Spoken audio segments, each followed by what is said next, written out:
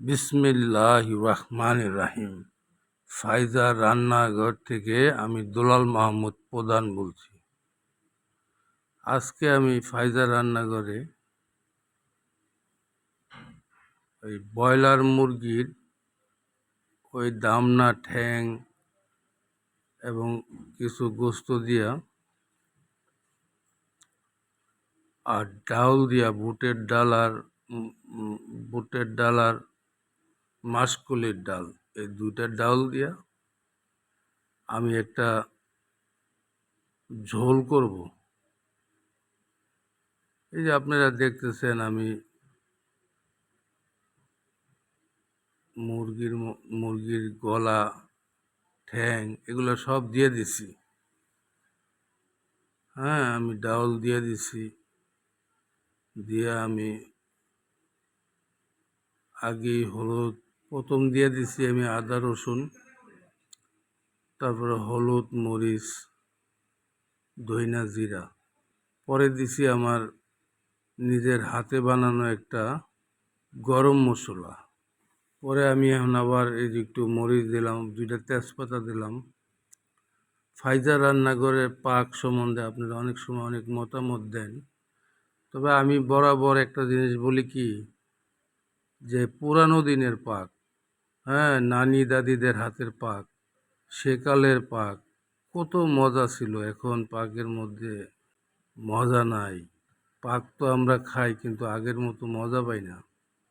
এই জন্যে ভাই, এই যে আমি লাস্টে পানি দিয়ে দিছি, পরে আমি আরেকটু পানি দিব।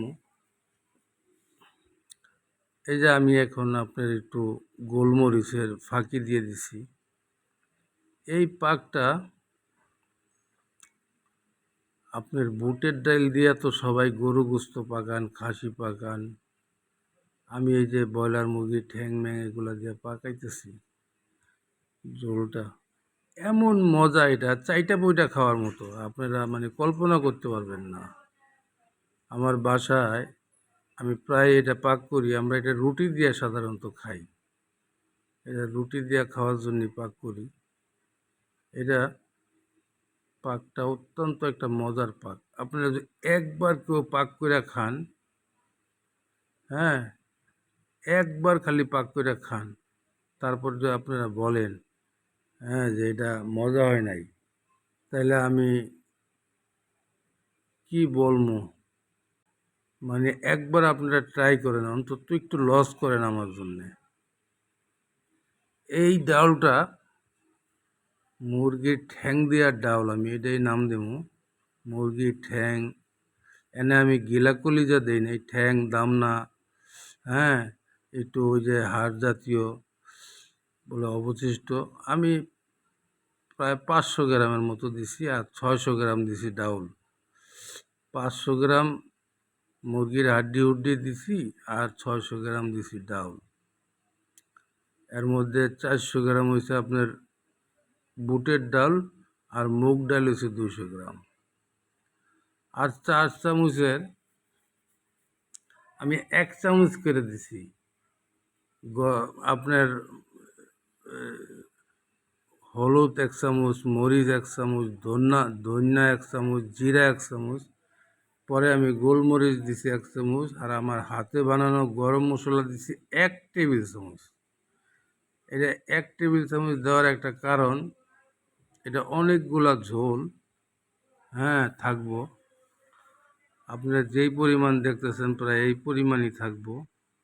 ডাউলগুলা সিদ্ধ হইয়া গাঢ় হইতে হইতে জিনিসটা অন্যরকম একটা মানে সিস্টেমে এসে যাব। তবে এই পাকটা আপনারা যদি কইরা একবার খান,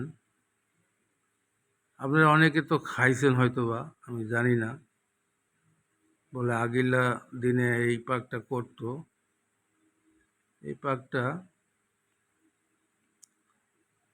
মানে হাতের কবজি ডুবাইয়া খাওয়ার মতো পাক, এত মজার একটা পাক।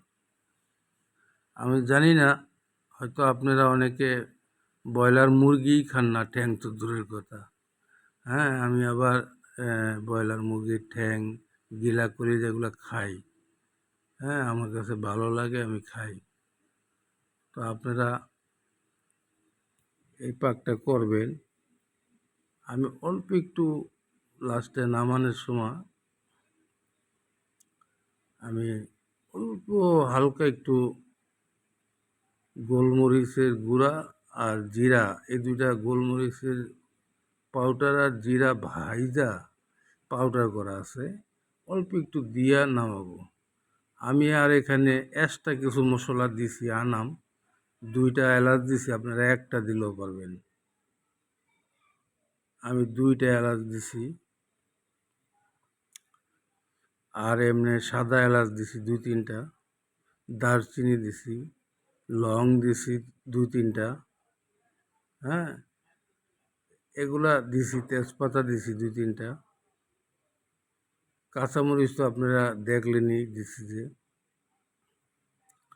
তবে ভাই দোয়া করি, দোয়া চাই, মাপ করি, মাপ চাই, দুনিয়া ক্ষণস্থায়ী, আখিরাত চিরস্থায়ী।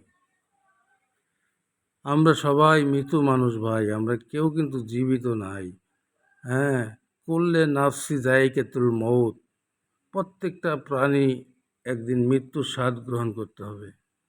তো আমরা মৃত্যুর স্বাদ গ্রহণ করব, এই অঙ্গীকার দিয়েই আসছি। আমাদের আগে সবাই মৃত্যু স্বাদ গ্রহণ করছেই।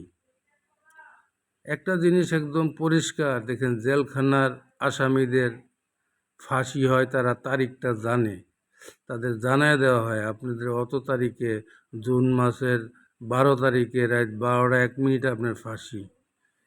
আর আমরা কত দুর্ভাগ্য, দেখেন আমরা কিন্তু তাও জানি না আমরা কবে দুনিয়ার থেকে চলে যাবো।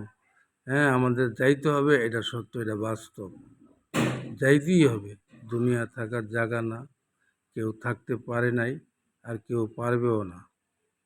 এই যে দেখেন আমার ডাউলটা কত সুন্দর একটা কালার নিয়ে আইতেছে। এখন আস্তে আস্তে আস্তে আস্তে কালার বাড়তে থাকবো। তবে ভাই আপনাদের কাছে আমার অন্তঃস্থল থেকে অনুরোধ, আপনারা এই পাকটা একবার করবেন, একবার কইরা খাইবেন। হ্যাঁ, গরম মশলা ফাঁকি আমি যেটা ব্যবহার করছি আমার পেজের মধ্যে দেওয়া আছে, আপনারা ওইখান থেকে দেখে নেবেন। আর আপনারা আমার চ্যানেলটা সাবস্ক্রাইব করেন। হ্যাঁ, আর এই যে ফাইজা রান্নাঘরের সাথে আপনারা যারা ধৈর্য ধরে দেখতেছেন, আপনাদেরকে ধন্যবাদ। আমার ফাইজা রান্নাঘরের ফেসবুক পেজে যাইয়া ফাইজা রান্নাঘর দেখলে ওখানে আপনারা শেয়ার দিবেন।